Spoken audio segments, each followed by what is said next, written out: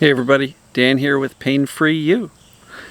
Today's topic is going to be on the concept of mental rehearsal and visualization. So this came up in discussion in a group call yesterday. So I figured I would share it because it's a pretty interesting technique that somebody was utilizing and pretty interesting results for her. So we'll get to that in a minute. Starting to hear some of the cicadas. It's a nice day, around 80. Breathe in the clarity, exhale the doubt and uncertainty.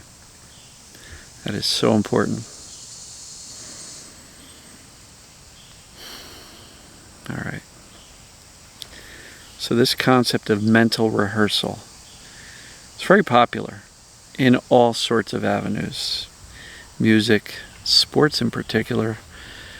You ever watch like Olympic high diving? They're up on the platform, 30 meters up, and you watch the diver kind of stand there on the edge and they're going through the moves that they will have to execute as they're tumbling towards the water, right? It's mental rehearsal. Gymnasts do the same thing. Before they start, they close their eyes and they imagine what they're going to be doing. Baseball players, golfers, you name it. And so it's really important because what they try to do is get a vision of what they are going to now proceed to do. And it can be very useful in those avenues. Basketball players too, at the free throw line before they shoot.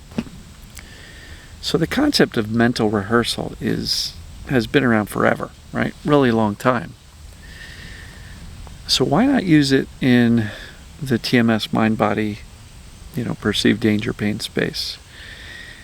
And where I believe it can be very, very useful is in regaining confidence in resuming normal life, resuming normal activities. And so one of the group members was telling how she's been doing really well in a couple of weeks, simply because she started to make it a daily practice of visualizing herself doing normal things, doing grand things, taking big trips, living a life free of pain, discomfort, or other symptoms. And this person has probably spent the better part of the last year at home.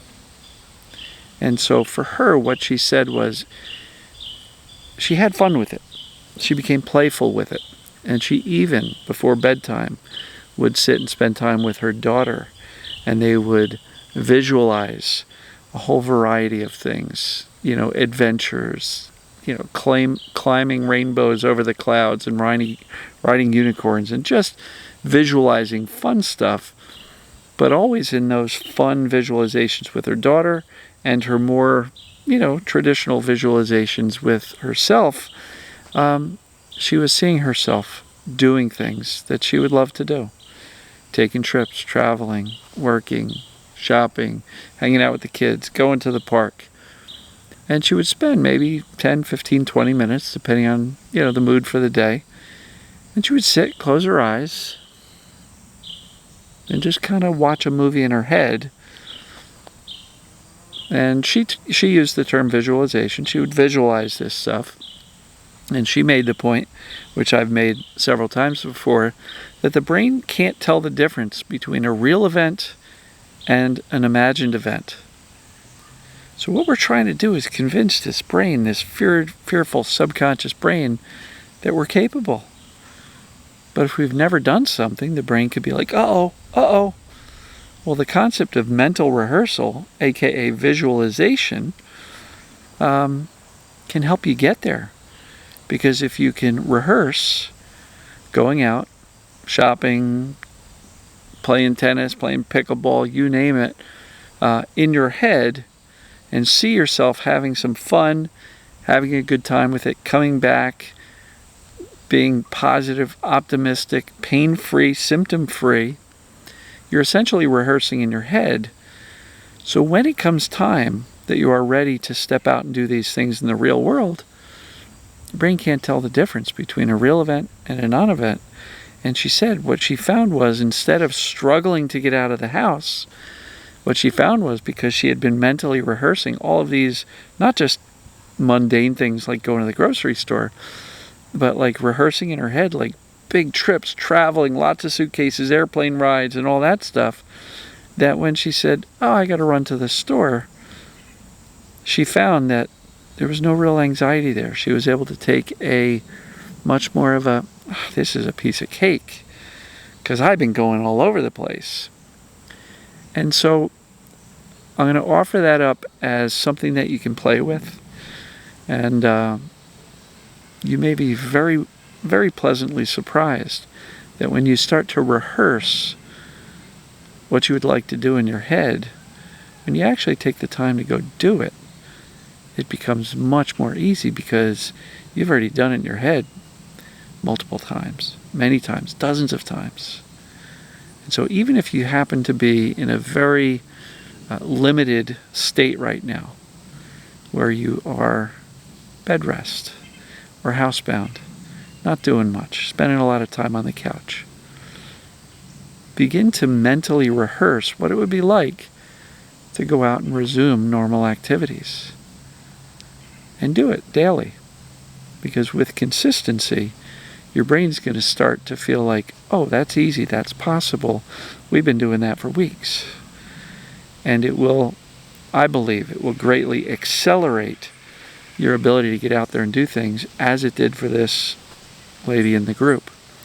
And so, to this person in the group, thank you for sharing that, because it's an awesome concept. We talk about visualization in the 6 steps to resuming activity process. Look that up on YouTube. Go to my channel, search for 6 steps, you'll find it. But it combines visualization, mental rehearsal, with graded exposure. And here's the key. As you start to do this thing in real life, if you get symptoms, not when, but if you get symptoms, the key is choosing to respond calmly and knowing with certainty that you're not doing too much, your body's not the issue, your brain just hasn't been convinced yet that those things are safe. And if you can respond calmly to the presence of symptoms after starting to resume the activities, guess what? Your brain's going to go, well, they practiced this in their head, they mentally rehearsed it, did it slowly and eased into it to minimize the fear, and if symptoms came up, they weren't concerned. So I guess, the brain says, I guess this is really okay. So let me not turn up the warning signal quite as loud.